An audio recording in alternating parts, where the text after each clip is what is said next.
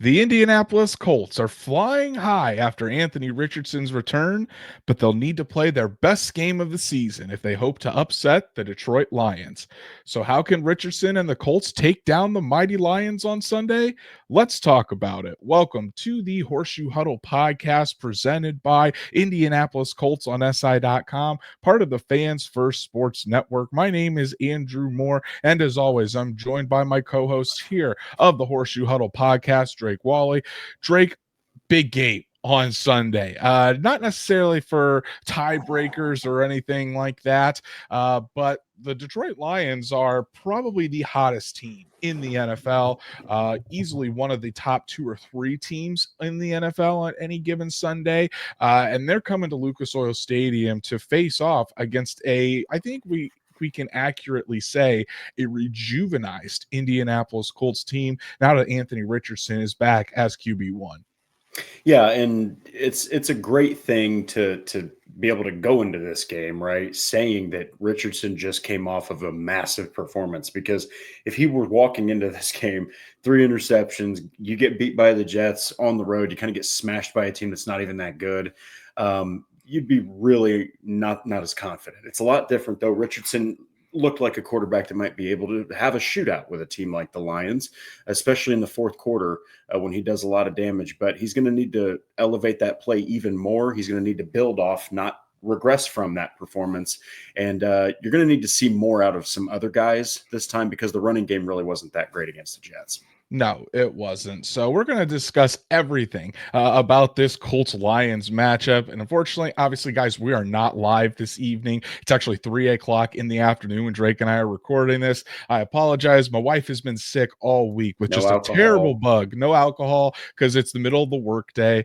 But my wife's been sick all week with a terrible bug. So I'm on dad duty all week, taking care of the little guy, and can't take care of the little guy and do a podcast at the same time. Or I could, but it would be filled with a lot of baby talk in there, a lot of garbage, garbly talk from my 6-month-old son. So really appreciate everyone that's tuned in tonight, though, as always. And if you haven't done so, please go follow us on all of our socials, like Horseshoe Huddle on Facebook, follow at Colts on SI on _SI on X, and subscribe to the Horseshoe Huddle YouTube channel where you're watching this right now. Hit that bell so you know when we're going live at different times, if that has to be the case, but really on Mondays and Thursday nights, so you never miss us. And then wherever you listen to podcasts, please subscribe and give us a 5-star review so we can reach other Colts fans just like you. And the chat may not be popping tonight because we're not live, but still throw your comments in the chat just as if we were live. We'd love to hear from you guys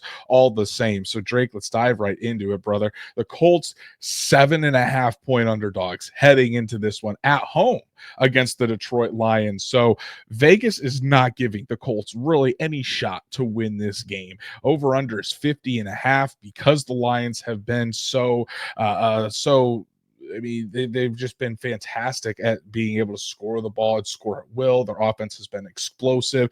Last week against the Jacksonville Jaguars, 52-6. And like I had told you earlier, the Lions had more touchdowns against the Jaguars than Jared Goff had incompletions. It's pretty remarkable. So the Colts are getting this Lions team when they are at probably their hottest they've been all season long, and it's going to be probably their toughest challenge that they face all season.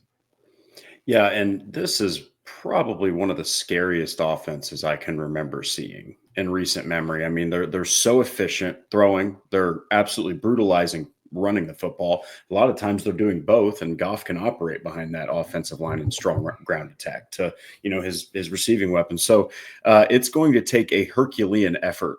And there won't be able to be fumbles from Richardson if they want a chance. There won't be able to be gaffes on defense. You have to basically play surgical football.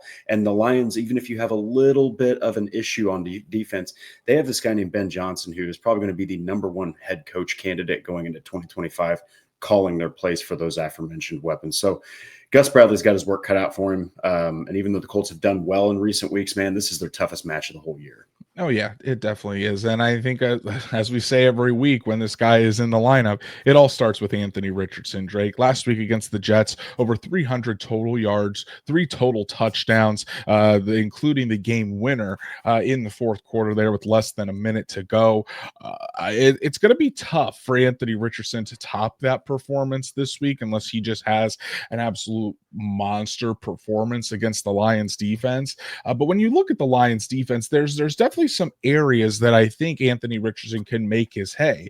I mean, just looking at the raw numbers here, the Lions are 27th in the NFL against the pass, averaging around 232.7 yards allowed per game, but fifth against the run, only allowing 94.8 yards per game. And here's another thing, too.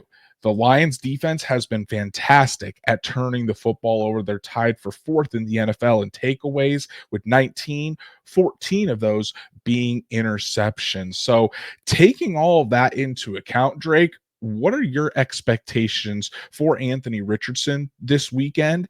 And where do you think he's going to be able to have his most success against this Lions defense? Yeah, last week with the Jets, you were like, well, they have a bad run defense and a really, really, really good pass defense. So but it was the complete flip flop in the way that the Colts operated. They did better throwing the ball. I think that you have got to get the ground game going. You can't average like 2.4, 2.5 yards a carry with Taylor. Not saying Richardson, I guess, doesn't have to have an elite level average because a lot of times he's used in the red zone or on short yardage anyway.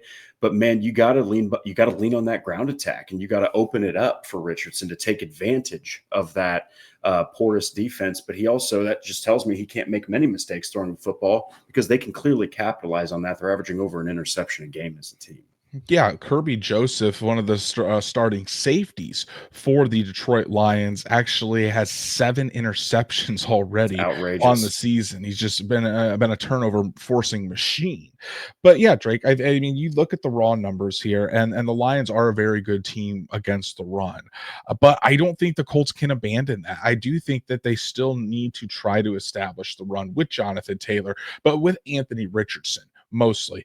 Get him outside on some quarterback runs, switch it up a little bit. Now, do I expect him to have as much success early as he did against the New York Jets? Probably not, though, because when you look at it, I mean, the Jets didn't seem to be prepared for the Colts to run Anthony Richardson as much as they did, but then they quickly adjusted. Now the cat's out of the bag. Okay, the Lions are going to be expecting Anthony Richardson to run the football. So I do think this presents a unique opportunity, though, for Shane Steichen to be a little bit to keep the Detroit Lions on their heels, because now you've had the Detroit Lions know that the Colts aren't afraid to use Richardson in the quarterback run game like they were, it seemed, earlier in the season, where they were just being a little bit more careful with the amount of carries he was getting. But as we saw last week, you need to use him in the quarterback run game. That's one of his superpowers. That's why he was drafted number 4 overall. So I think Shane Steichen can keep the defense guessing whether they're going to run it with Anthony Richardson or whether they're going to run it with Jonathan Taylor, whether they're going to throw the football. I don't think you have to be as dedicated to one avenue or the other, like they were last week against the Jets, where it was run heavy to start out until the Jets stopped it. I think you can start out by using some of that run, but use play action off of that. Use some quick RPO throws. Really make it so this Lions defense can't expect what is going to happen next. That's, I think, what's going to be the best way to get success against this team, rather than heavy pass, heavy run, or whatever you want to do. Keep them guessing and really use multiple looks and multiple different play calls in that instance, and then I think you can get Anthony Richardson going. Yeah, and the good news is the Colts have a lot of ways to attack. I mean, you do have Jonathan Taylor, and then you've got Richardson, basically an additional running back at quarterback, which is the plus one concept. And then you do have good receiving weapons, and you've got Josh Downs, who has honestly emerged as the number one receiver on your team. So I think that there's a lot of ways that, just like Detroit, I know that the Colts don't have the firepower per se, but they also have multiple ways that you can attack a defense with this offense. And the Lions don't have that running aspect at quarterback. The Colts do. So that's something that's huge, especially if you let him outside of that pocket, let things open up downfield. He can really make you pay if you're not careful. So Yeah, and then when you look at this Lions defense, you have probably the best safety tandem in the NFL right now with Brian Branch, who has been phenomenal, and Kirby Joseph, who has really, like we said earlier, he's been taking the ball away at a high level. Then you look at the cornerbacks. You have Carlton Davis, who is a very good veteran cornerback on one side, Terry and Arnold, the rookie out of Alabama, on the other, and then you have Amik Robinson in the slot there at that nickel position. Drake, in my opinion, I think Robinson is probably the weak link. Now, Terry and Arnold has shown to be, he's shown that he is still a rookie at times. So will the Colts be able to take advantage of that, potentially over the top with someone like Alec Pierce? Maybe, because I think when we go back to look at the pre-draft profile for Terry and Arnold, wasn't the fastest cornerback out there, but he was really long. If Alec Pierce can get free, maybe that's how you take some shots down the field. However, I think that putting Josh Downs in the slot, I think that's where the hay is going to be made this weekend, is Anthony Richardson getting the ball out quickly to Josh Downs. We saw what they were able to do last week against the New York Jets. Really saw that connection starting to come alive. And I think for a Lions defense that likes to blitz a lot, I think that you are looking at an opportunity for Anthony Richardson to really, that he'll really need to get the ball out quickly in order to have success. Can't be sitting back there in the pocket for 3.5, 4 seconds and dissecting the field. He needs to make quick, decisive reads with the football and let it rip. Throw it on time to the receivers like the Josh Downs, like the Michael Pittman. I think that's where you're going to make your hay this week, again, especially in the slot and over the middle of the field, where we've seen Josh Downs have so much success this season. yeah, I don't think that the Jets dialed up an absolutely insane amount of blitzes. I think a lot of their pressure came from the defensive trenches, but I mean, Richardson, it would be awesome. It would be awesome if he could compound that performance in Week 11 against the Jets. With even if you keep the game close, let alone win. If you keep the game close and he deals with the blitz effectively, limits the turnovers, keeps his offense in position to score points consistently, I think you can look at that like a job well done, because that's something he really struggled with against the Packers, especially. Just sailed some balls, really didn't do very well with the blitz in that game. Yeah, and we also have to remember, Drake, that this Detroit Lions pass rush, much different without Aiden Hutchinson Definitely. in the ball game. They did trade for Zadarius Smith, but I mean, Zadarius Smith is still kind of probably adjusting a little bit to this Lions defense. Of course, Aleem McNeil in the middle there is a fantastic defensive tackle. So is DJ Reader. But when you look at this Lions team, Drake, and you just looking at the raw numbers, Aiden Hutchinson in 5 games had 7.5 sacks. That dude was really looking towards potentially a defensive player of the year campaign. But with Aiden Hutchinson off the field, this pass rush has been non-existent. Drake, McNeil is actually the second leading player on the team in terms of sacks at 3.5. Then it's Malcolm Rodriguez, a linebacker, with 2. Then you get to Josh Pascal with another 2, and so on. So the pass rush for the Lions has not been there since Aiden Hutchinson went down. I think that bodes well for this team, because again, as long as Anthony Richardson's able to identify the blitz, Tanner Bortolini's going to be in there again. As long as they're able to identify the blitzes, as long as those running backs are able to pick it up, and as long as Anthony Richardson is being decisive with the football, I think that they will be able to have time to throw. I really do. And I think that we all know that Anthony Richardson's ability to escape sacks and fend off defenders that are draped all over him. Wouldn't surprise me if we see on Sunday at the end of the game Anthony Richardson has taken 0 sacks. But again, for that to happen, he's got to be decisive with the football. He needs to know where his reads are, and he's got to get the football out quickly, not just quickly, accurately. He can't just be spinning the ball out there. He needs to make sure that his lower body stays married with his upper body, like we saw so many times against the Jets on Sunday.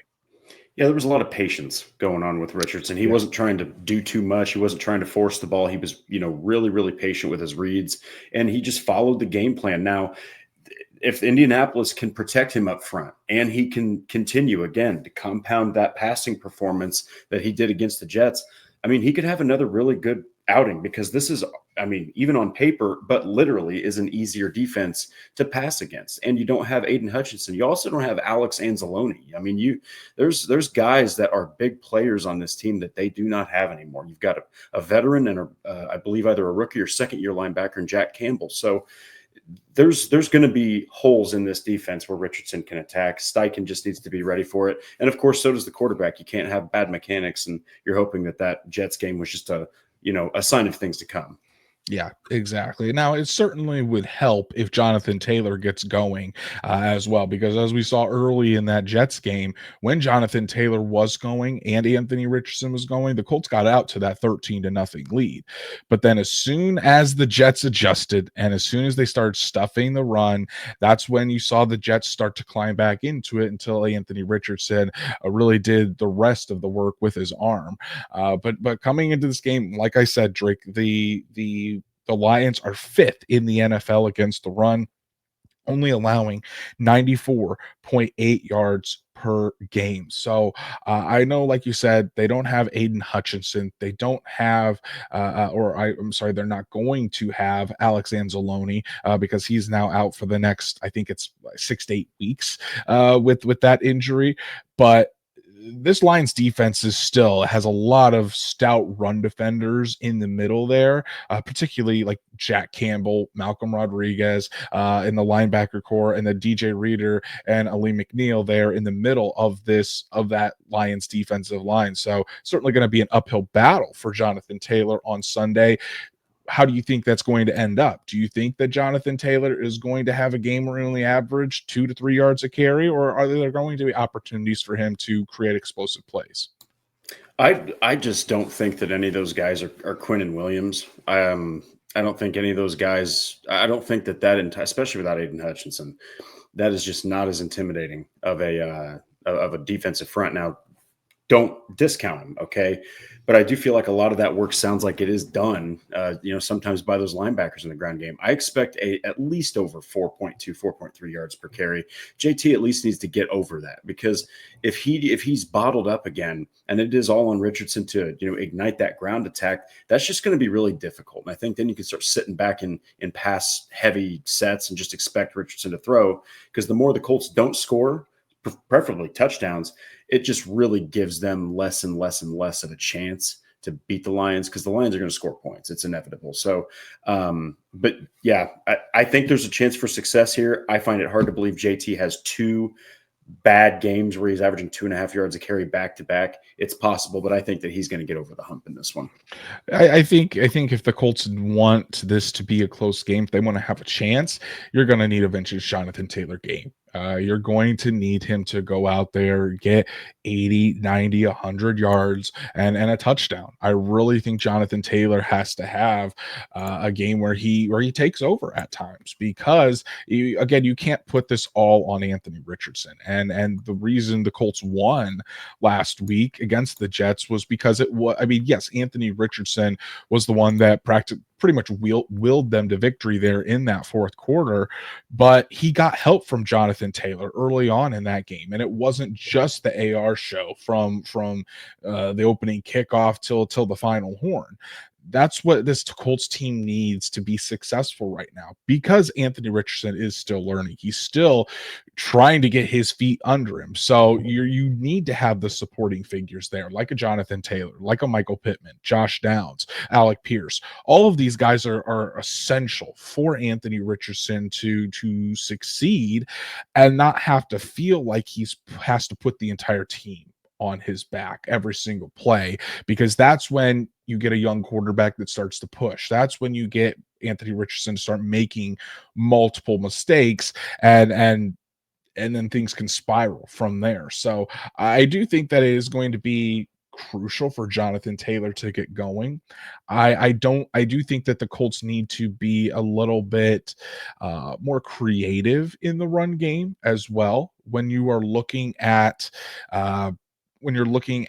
the ability to get this offensive line on the move, like get Quentin Nelson out there as the pulling guard, and have Jonathan Taylor really following him to just spring a big game, not necessarily trying to run just right between the tackles every single play, because the when you're actually looking at the what the Lions do in between the tackles as a defense, they're pretty good. They are pretty good. So again, I think in order for the Colts to have success, it may not be as much on how Anthony Richardson plays. It may be on if they can get this running game going with Jonathan Taylor. And again, I'm not talking that Jonathan Taylor needs to rush for 150 yards and 2 touchdowns or anything like that, but I think we need to see Jonathan Taylor at his best, and if it is only 70, 80 yards, make them count.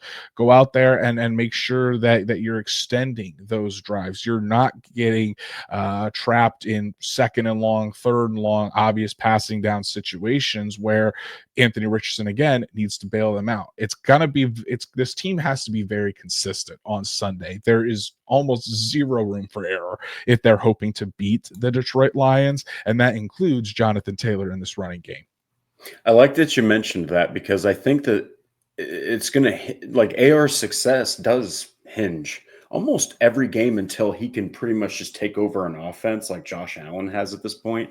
It's going to hinge on how well does that ground attack perform. And Jonathan Taylor is still the engine behind everything that's going for Shane Steichen's offensive scheme. So if he can get the ground game going, kind of like they did against the Jets, and maybe adjust a little bit quicker if or when the Lions do kind of become privy to it, because Steichen just kept running into walls there for a while against the Jets, and you were kind of like, are you just going to keep doing this? Or then he switched it up. I think you will see a quicker adjustment, because if there's anything else that's happening, with the defense or stuff like that, and they're keeping Jonathan Taylor, in a box and he can't really get anything going, it's just more and more you're putting on Anthony Richardson. You don't want him eclipsing like 35, 40 passes in a game. Exactly. That's again putting too much on Anthony Richardson's plate right now.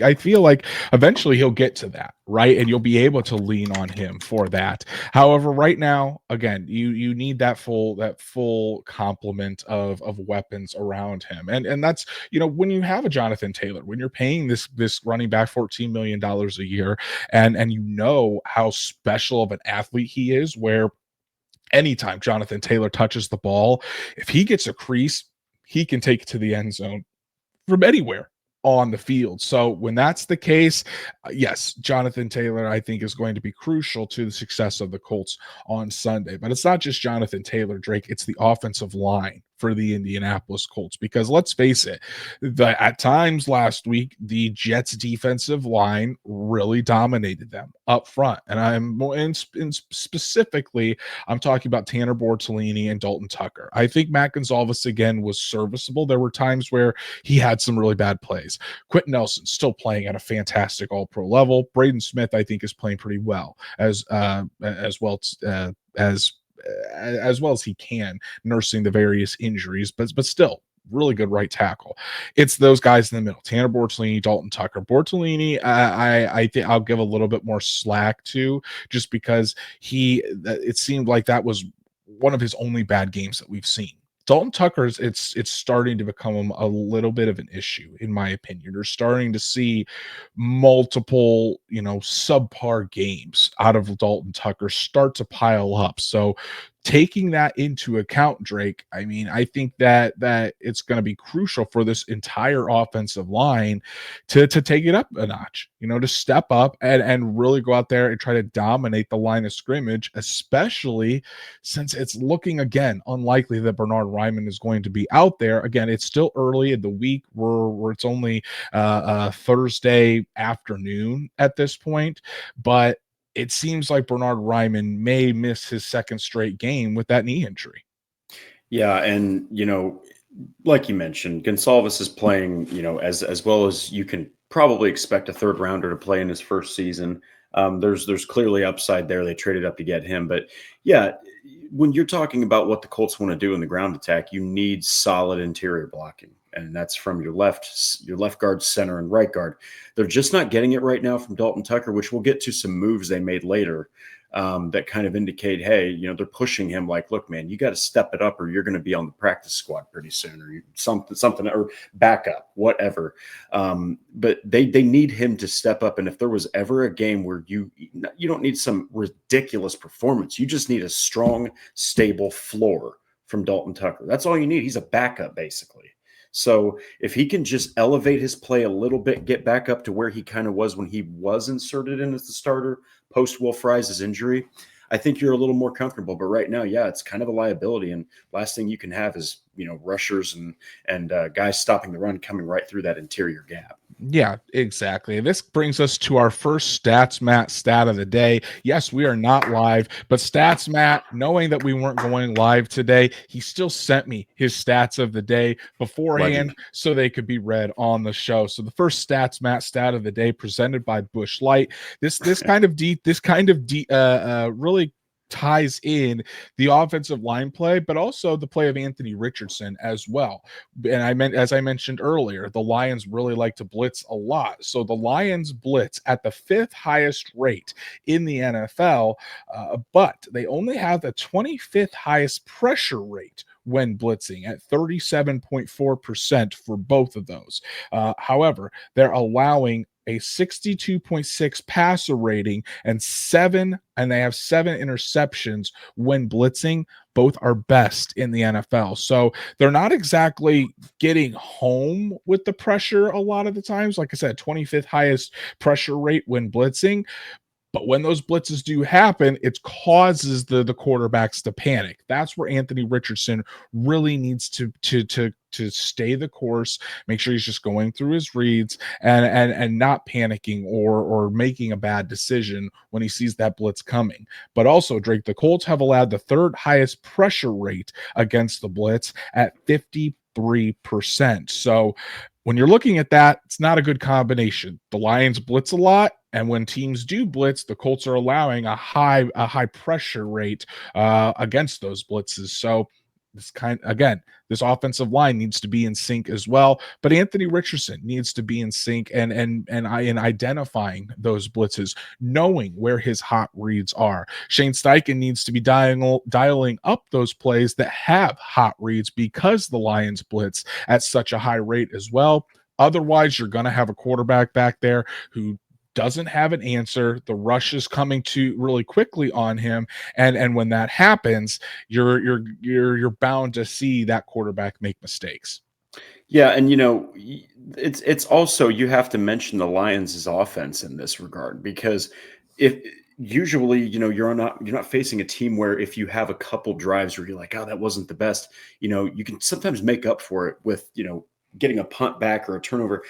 You really cannot leave drives without points against the Lions, man. I mean, you got to get something or you start feeling uncomfortable. So if, for the love of God, they allow too much pressure to Richardson in this game, and I think some of those numbers might be from Joe Flacco's games against the Vikings and the Bills, because, I mean, he couldn't even move. Certainly. I think Richardson can escape pressure way easier and avoid those tackles and those sacks way easier, but you don't want to take that chance. You don't want to test that massive frame and that athleticism unless he's on a QB-designed run. So, yes, I wouldn't be surprised if you have extra blockers in, and you might even be looking for Trey Sermon to be on the field a little bit more this week, because Jonathan Taylor, no offense, he can't block, but pass block to save his life. He really can't. So Yeah, he's definitely not the best pass blocking running back that I've ever no. seen, to put it lightly.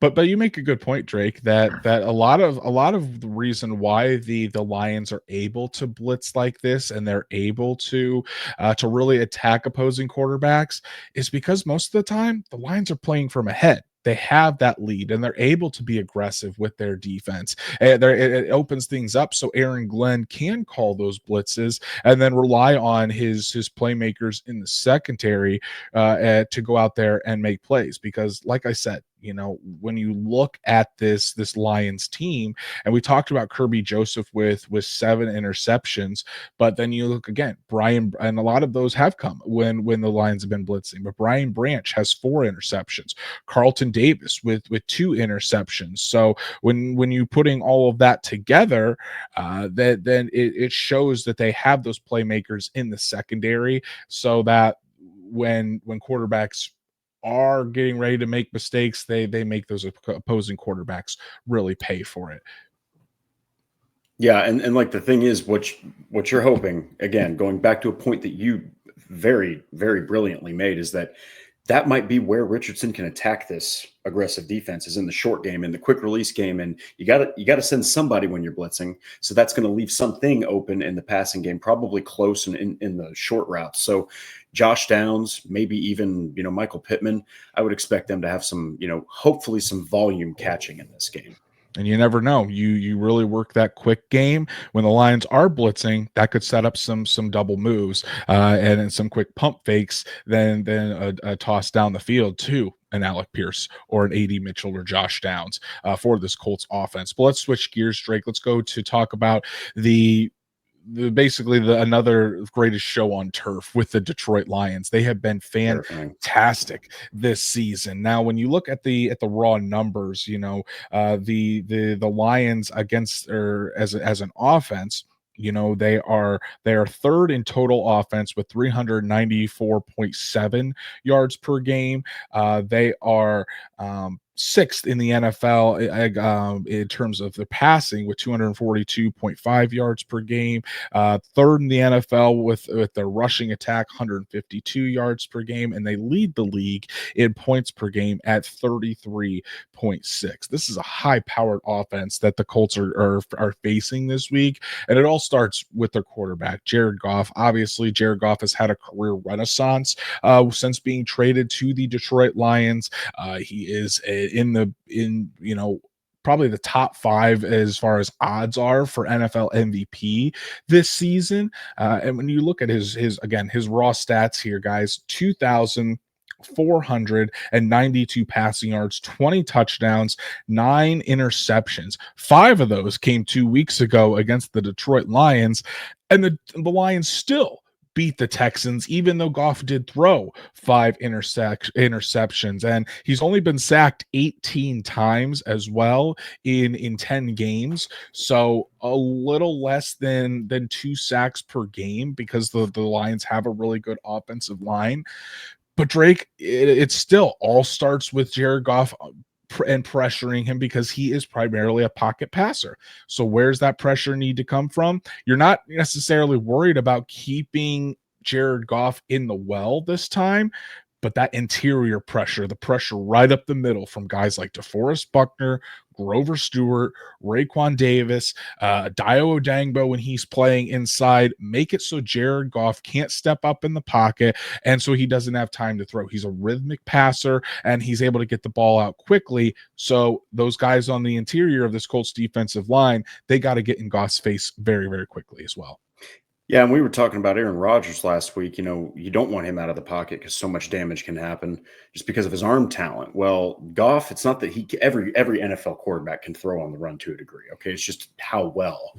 Anthony Richardson is probably in an elite company. I'd say Jared Goff is probably more of your average guy when he's on the run. You don't want him in that rhythmic sense where he's, okay, 1, 2, 3, boom, 1, 2, 3, boom, because then you've got 7 for 7, 11 for 11, You got that kind of stat where they're scoring more touchdowns than they have in completions, which is awful. If you're the defense, that's demoralizing. So you need to get him out of that pocket. You need to get him pressured right there in the interior. And we've said this a million times, but especially with less mobile pocket passers, there is no pressure that is worse than right in your face. Okay. Because now the Colts are getting Tyquan Lewis back potentially, but like in a pretty good capacity, averaged 3 pressures a game as a defensive end, played a little on the inside too. So, I mean, the Colts have an opportunity here, and I know that their line is a little banged up. They're still playing fantastic, but that's how you get to Goff, is that internal pressure, and you get him trying to run away from pass rushers.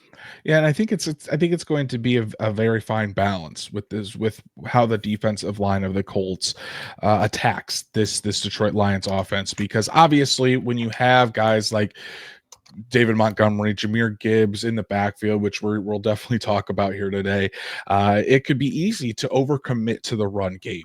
But a lot of times what we'll see is the play action that Detroit uses, where it allows Goff to roll out of the pocket and maybe not throw or on the run or run and pick up yards, but those naked bootlegs where the offensive line and the defense is going one way, Goff fakes the handoff, and then he's able to stand there and have a free, wide open lane to deliver the football to one of his many weapons on that Lions offense. So again, the Colts are going to have to be disciplined. They're going to have to really make sure that they're not overcommitting to the run, and they're also making sure that they're keeping tabs on Jared Goff, because again, he's one of the best at faking the handoff as well, and that's why the Lions are so effective off those play action. But again, pressuring him right up the middle with DeForest Buckner and Grover Stewart and the rest, that's going to be key, because when you look at this Lions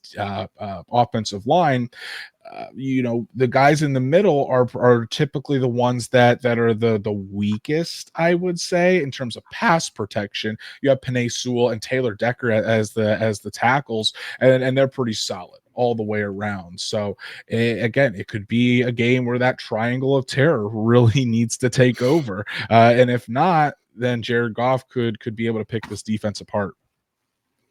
Yeah, and I think that's probably one of the most important parts of stopping the passing attack. It's going to be the interior. I mean, we did see Leatu Latu record a sack. We did see Kwity Paye get 2 sacks last week. Now, if they can keep that up, fantastic. But you were also talking about Rodgers couldn't step up a lot.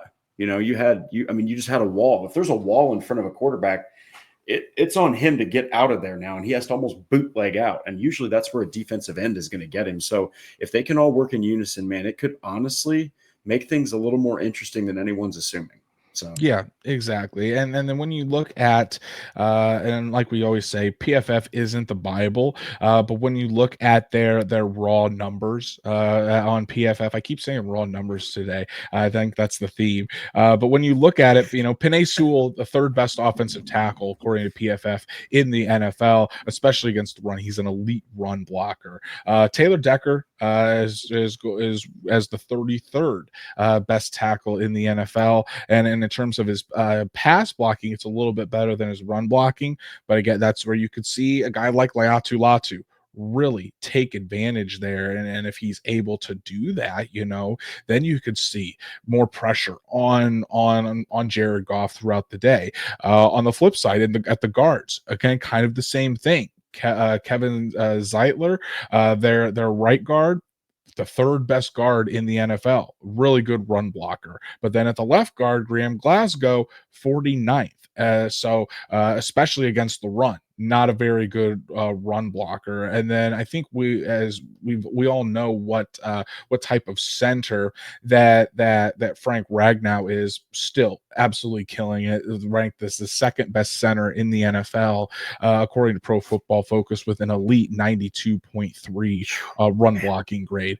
It's a great unit up front, and so again, more of that left side is where you're seeing, is for terms of the pass blocking, that it's a little bit lacking, Drake. So Taylor Decker, Graham Glasgow, that's maybe where you could see Leatu Latu and DeForest Buckner more lining up side by side, really trying to attack and pressure the front there. But like I mentioned, a lot of those offensive linemen said that really good run against the run or in the run blocking game. And that definitely speaks for itself when you look at the two-headed monster that the Lions have in the backfield with David Montgomery and Jahmyr Gibbs.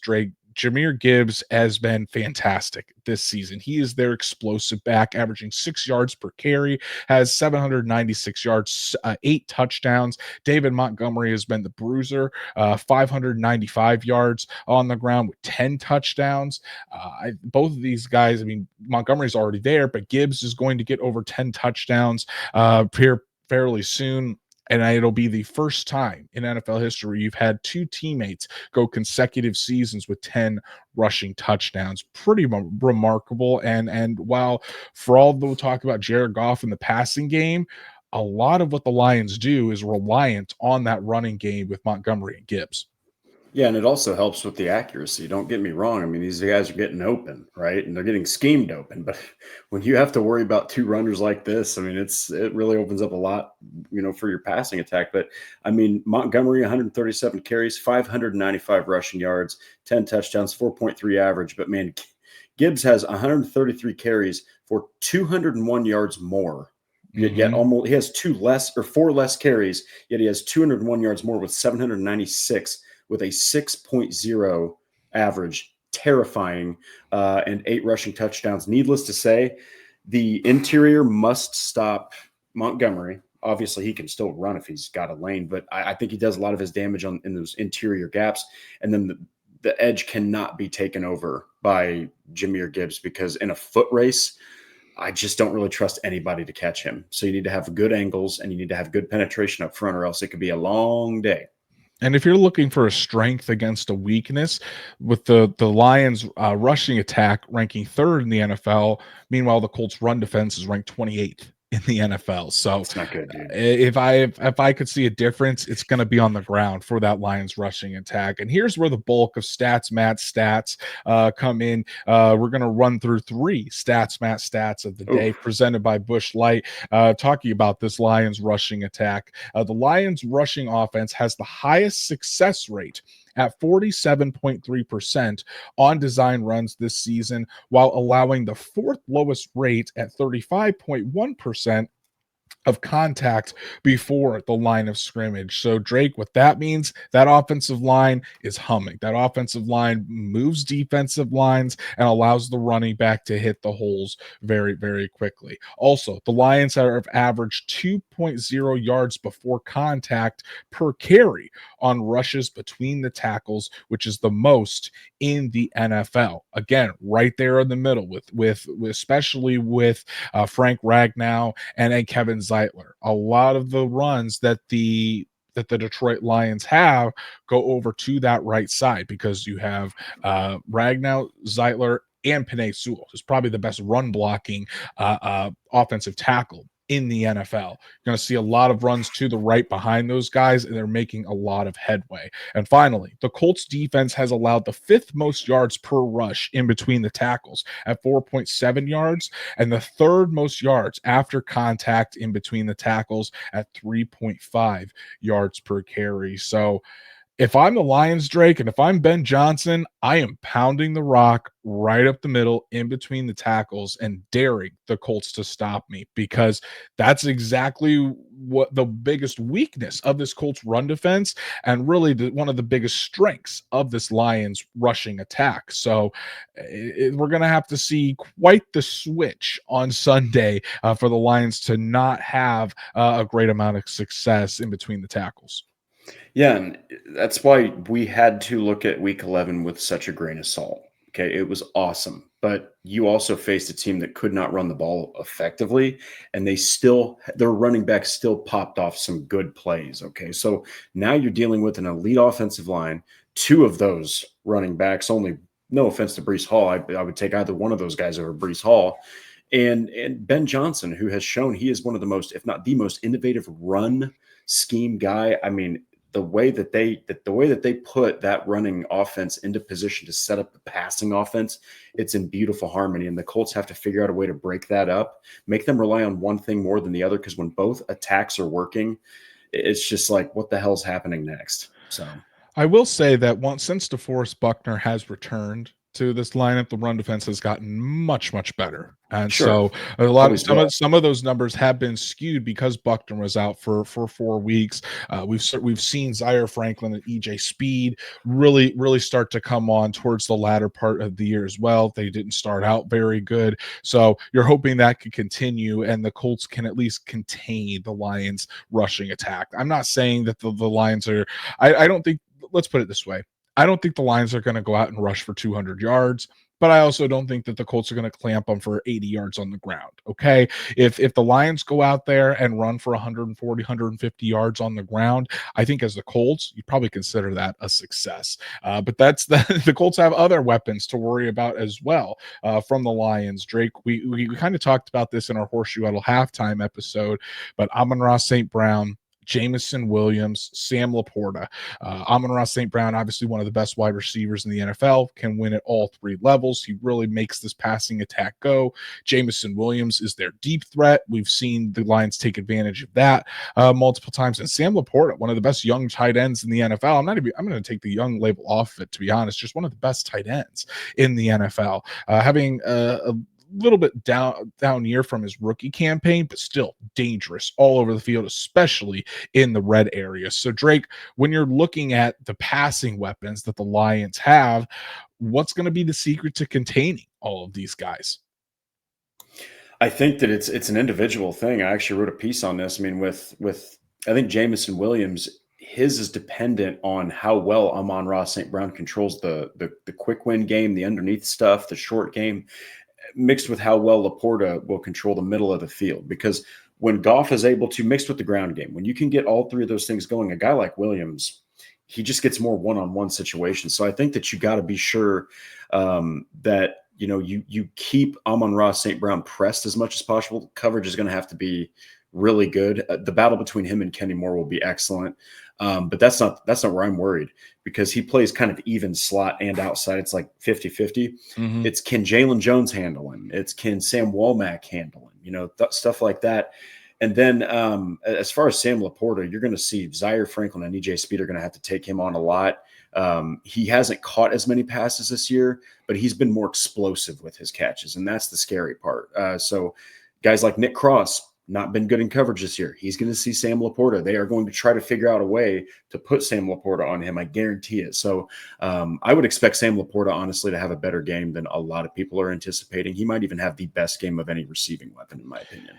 Yeah, that battle between Kenny Moore II and Amon-Ra St. Brown, when they're in the slot there, it's going to be fantastic. And I think we're going to see both those guys win multiple reps against one another. But you're right. I think the most dangerous weapon here is Sam Laporta over the middle of the field, because the Colts don't have their best coverage linebacker in Jalen Carlisle. And we've seen Zaire Franklin is not a very good coverage linebacker. EJ Speed has improved in that area, but he still has a long ways to go, in my opinion. So if Ben Johnson is going to move Sam Laporta around and create those matchups, it wouldn't surprise me if we see Goff go to Laporta multiple times to pick up those easy first downs.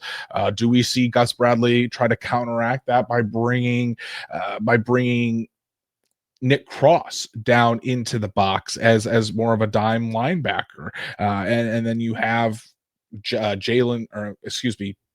Julian Blackman and Rodney Thomas II out there as the deep safeties to protect against the deep ball and the explosiveness. It's going to be. I think Gus Bradley will have some stuff up his sleeves in order to combat some of that. But ultimately, you're right. It's going to be on the linebackers. It's going to be on guys like Zaire Franklin and EJ Speed that when they're covering Sam Laporta in their area, they're going to have to make plays. Yeah, and look, the last thing you want to allow is Sam Laporta to have his breakout game of the season. I think the most yards he's got this year is 66, and I think that literally came the last time that he saw the field. So it's like you just don't want him to command the middle, because then it makes things awful. It opens up everything else. You have to start accounting for the middle of the field, and then it opens up the outside, the underneath, and all sorts of crazy plays. And God forbid if they start bringing offensive linemen out there to score touchdowns on you, then you know you're really screwed. Yeah, definitely. So as we look at this game as a whole, Drake, it's X Factor time. And there's stars all over the place in this one. There could be impact players all over the place on both sides of the ball. So who is going to be your X Factor for this game between the Colts and the Lions? Man, you know what? I'm going to go defense, but it's just an entire like idea, and that's the run defense. The run defense is the X factor.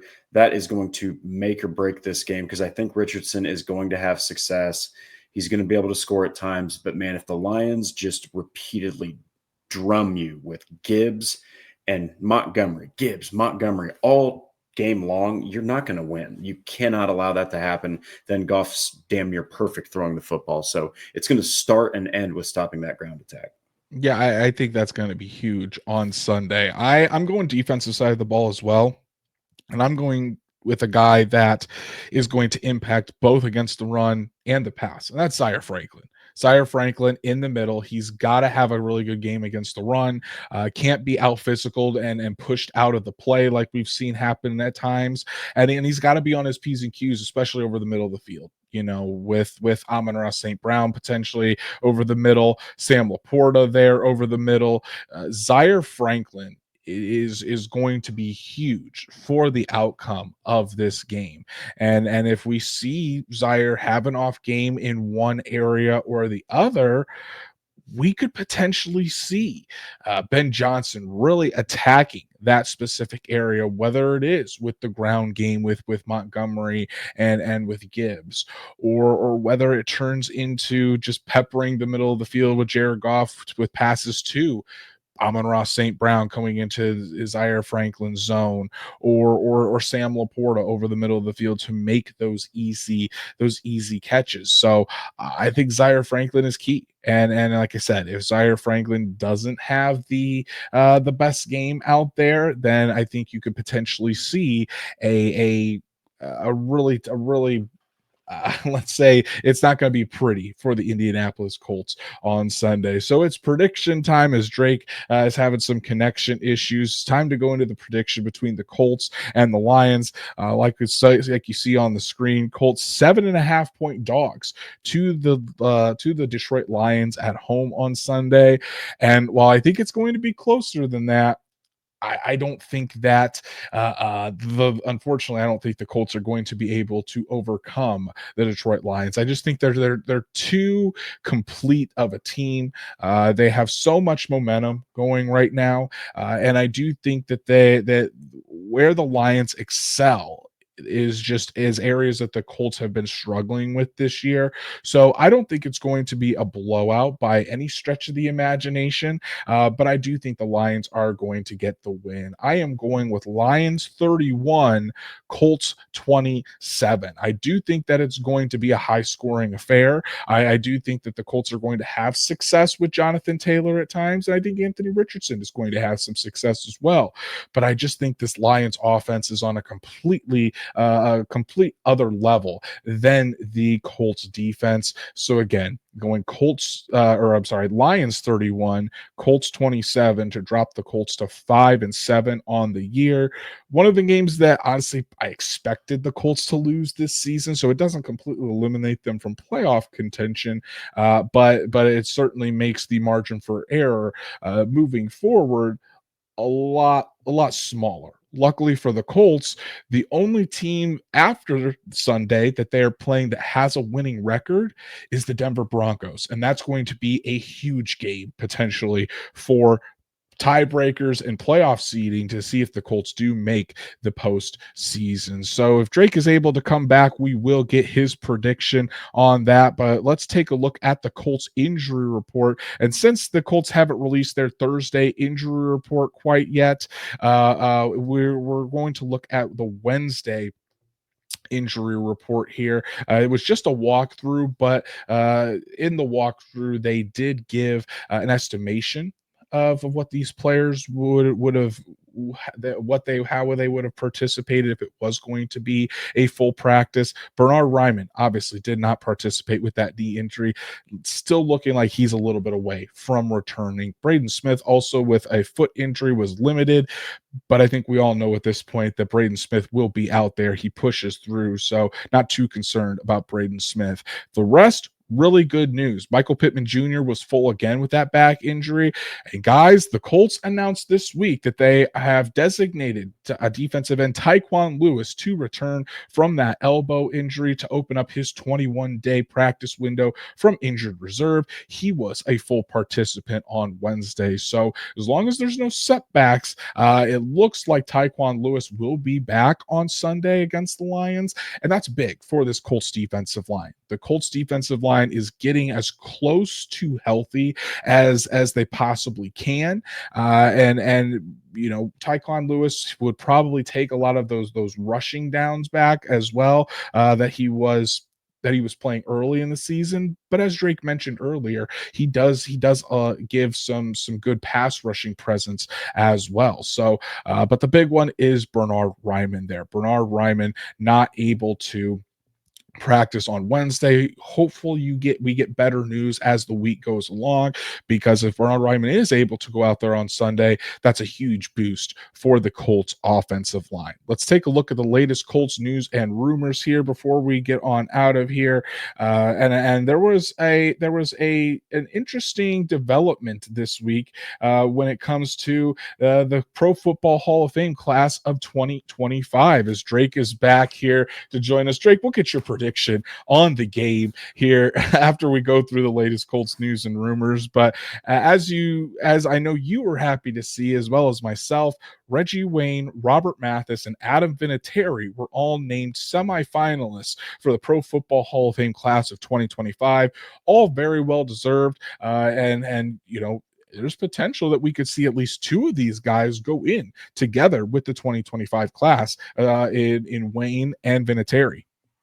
Yeah, and it would be awesome to see Reggie Wayne finally get in. You know, it's been long overdue. Absolute dog of a football player, great coach too. Has done a wonderful job with AD Mitchell and Alec Pierce, and you know, Michael Pittman Jr. and Josh Downs, and of course, you know, Vinatieri, who actually I think played longer as a Colt than he did as a Patriot to end his career. You know, he was just the standard, you know, at the position. And then Robert Mathis, along with Dwight Freeney, was an absolute monster. And I'm actually really, really happy to see Robert Mathis, you know, becoming one of the semifinalists. I think he deserves it. Yeah, let's hope Robert Mathis can make it as a finalist. He's never been a finalist before, but I think, you know, he should be considered to be a finalist, and then who knows from there. Colts also made an interesting signing actually this morning when it was announced that they signed guard Mark Glowinski. I think that name should ring a bell to a lot of you, to the practice squad, and they also signed Derek Rivers earlier to the practice squad this week. But Mark Glowinski, Drake, we all remember him well from 2018 to 2021, was the starting right guard for the Indianapolis Colts, started 55 out of a possible 59 games at right guard, was widely heralded as one of the better waiver claims by Chris Ballard over the years, and really a stud there at that right guard position in between Ryan Kelly and Braden Smith when the Colts offensive line was arguably at its peak, as shortly after Quentin Nelson was drafted to this unit. Yeah, and you know, I think that his, you know, him being brought back to the team, I think that it's a little bit of a sign, like they're telling Dalton Tucker, like, hey man, you know, this guy, you know, he's a veteran, he's played with us before, you know, got a contract at one point, you got to step it up, man. I'm not saying that they're exclusively doing this because of Dalton Tucker, but I think that it's going to push him to do the best he can on Sunday. Certainly, and a little competition never hurt anybody. No, certainly, and then when you're looking at, and I mean, obviously Mark Glowinski, he's going to have to prove it as well, because his last stop with the New York Giants, left in free agency from the Colts to the Giants, wasn't good with the Giants. So he's going to have to prove it as well that he can be an upgrade from Dalton Tucker if Tucker does continue to struggle a little bit. But some other practice squad moves, Drake. So to make room for for Mark Lewinsky. The Colts released cornerback Trey Flowers from the practice squad. And then Titus Leo, the pass rusher that was a former 6th-round pick of the Colts, was actually signed by the Patriots off the Colts practice squad this week. So Titus Leo getting his shot on the Patriots active roster. Never really was able to catch on or prove that he could be on the active roster here over the past couple of seasons with the Colts in that really, really crowded Colts defensive line. Yeah, he also dealt with injuries, and stuff like that. So it's good to see the very small school of Wagner, I think is where he went, get represented in New England. Yeah, exactly. So Drake, Colts, Lions on Sunday. I already gave my prediction. I said 31-27 Lions. I think it's going to be closer than people think, but ultimately I just don't think that the Colts are going to be able to overcome what this Lions offense poses in terms of their multiplicity, their ground game, and all the weapons that they have. So I'm going with the Lions on Sunday. Do you agree or disagree? I think the Lions are going to win 35-23. Okay. I think it's going to be a tough game for the Colts. I think they are unfortunately going to get that offensive line's going to get lathered up. They're going to get that ground game going. It's going to be I think a little bit of a long game. You're going to see some great plays from Richardson. I still think he's going to throw an interception because this is a turnover heavy defense he is dealing with. Still working out some things. That Jets game was great, but I think that while he'll show some heroics, it's not going to be enough in this one, man. Colts are going to be wearing their Indiana Knights jerseys on Sunday, and hopefully they prove Drake and I wrong and are able to capture the upset victory over the Lions to catapult them down the stretch run. So that's our show for today, everyone. Really appreciate you tuning in, and sorry again for not being live, but we will be back live on Monday night to break down the Colts-Lions game. Appreciate everyone's support. Please leave a comment, leave a like on the video. Tell us your X factor. Tell us your predictions. Tell us what your analysis is for this Colts-Lions game. We'd love to hear from everybody in the comments below. And again, please be sure to go follow us on all of our socials, like Horseshoe Huddle on Facebook, follow at Colts_SI on X, and subscribe to the Horseshoe Huddle YouTube channel. Make sure you hit that bell, turn on the notifications so you never miss us. And then whenever you listen to podcasts, we're on there as well. So please subscribe and give us a 5-star review so we can reach other Colts fans just like you. Drake, I know you've got multiple things out there on Indianapolis Colts on SI. Tell the people what they need to go check out to get all set for the game. Yeah, we got some analysts that have absolutely no faith in the Colts against the Lions, and I'm not talking about us. I'm talking about some other analysts that are a little bit on a grander national scale. But I also dove a little further into the explosive weapons of the Lions and how it could be a tall task for the Colts. Who's going to see a lot of those weapons and really be tasked with stopping them? And, of course, on Saturday morning, I'll have my new weekly thing I'm going to be doing with it, which is Anthony Richardson's stat line prediction. So go check those things out. That'll be a fun one. So definitely check those out. Myself got a piece out there, or it's going to be coming out on either Thursday night or Friday morning. We'll see how my schedule is with the family, but on Anthony Richardson and how he is taking last week's performance against the Jets and how he's taking that and focusing and really building on that preparation that he had against the Jets to go out there and try to recreate a similar performance against the Lions. And also, we talked a lot about the Lions offense. Now we're going to hear from the Colts defenders, Zaire Franklin, DeForest Buckner. What do they think about this Lions offense? Going to have those comments on Saturday as well. So make sure you check that out, as well as everything else on Indianapolis Colts on SI. Go follow Drake at DWalsterDrake. You can follow me at Andrew Moore NFL, and we'll be back on Monday night to break it all down for you and recap what should be an exciting game between the Colts and the Lions at Lucas Oil Stadium. So everyone, enjoy the rest of your week. Enjoy your weekend. If you're able to go to the game and you see me, say hi while I'm at Lucas Oil Stadium, and we'll talk again soon. Be right back here on Monday night for more Colts football.